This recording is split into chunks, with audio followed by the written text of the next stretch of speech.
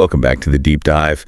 Today, we're tackling something pretty much everyone knows, or at least feels, Friday the 13th. Yeah. Most of us get that little shiver, right? Or at least pause for a second when we see it on the calendar. It's such a common thing. You even have that massive name. Oh, you mean Paraskevidekatriaphobia? That's the one. Quite a mouthful, just for being wary of a specific date. It really is. And, well, our goal today is to kind of dig into how all these different strands, old beliefs, actual historical events, even movies, how they all got tangled together to make this one date feel so ominous. Right. We really want to get to the why behind it all. How did these separate ideas merge? Okay, so let's break it down. The number 13 itself. That seems like a good starting point. It's carried this negative weight for ages, hasn't it? Often feels unsettling. Absolutely. And it's fascinating how deep that runs and across different cultures, too. You mentioned the weight. Well, think about Christian tradition, the Last Supper. Ah, right. 13 guests? Exactly. 13 attendees. And Judas, the one who betrayed Jesus, is often pegged as the 13th arrival. And that was right before the crucifixion. Okay, so that's a big religious anchor. A huge one. But it's not just religion. You see it even in practical ways today, like buildings skipping the 13th floor. Yeah, I've seen that.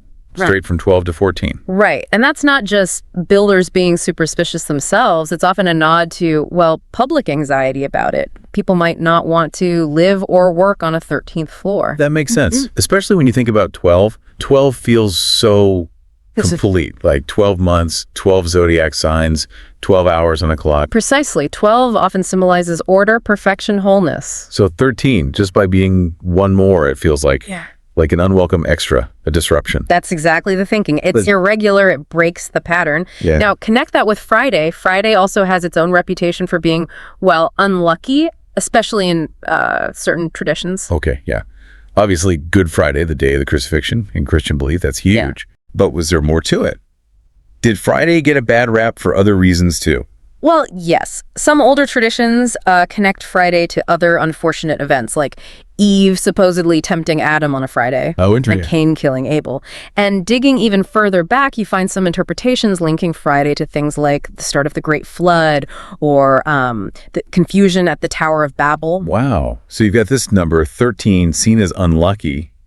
And this day, Friday, also seen as unlucky for various sort of historical or biblical reasons. Right. Two separate streams of bad luck potential. So how did they, fuse? How did Friday and 13 together become this superstition? Well, the general idea is that when they fall on the same day, it's like the bad luck potential gets amplified, But it's not just ancient stuff. This combo got a massive boost much more recently. Pop culture played a huge part. Ah, okay. Modern influences. I think I know where you're going. You probably do. The Friday the 13th horror movies starting back in 1980. Yeah. Jason Voorhees. Hard to avoid that connection. Exactly. Those films didn't just tap into an existing unease. They basically burned the association of Friday the 13th with dread and, well, terror into the minds of a whole generation. They made the date itself feel scary. So movies really cemented it for modern times. But you mentioned historical events earlier.